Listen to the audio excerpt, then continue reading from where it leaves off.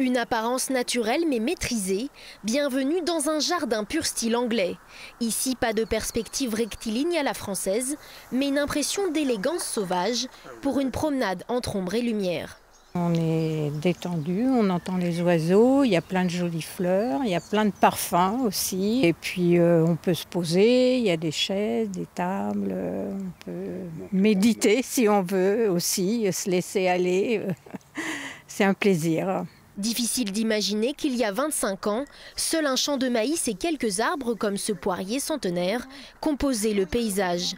Depuis, Viviane et Reynald Ménard ont façonné chaque jour cet écrin de verdure, sans compter leurs heures.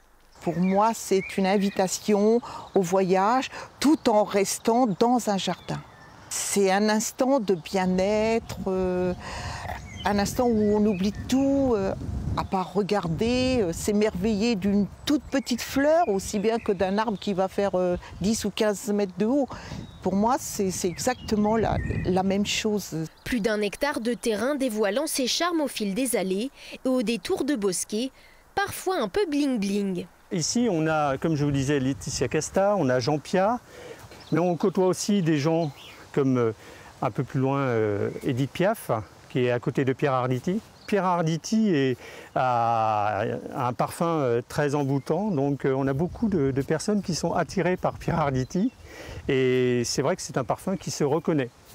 Pour déambuler dans ce havre de paix tout en donnant 2 € pour la recherche sur le cerveau, c'est jusqu'à mardi, alors foncez, c'est pour la bonne cause. Mais pas que.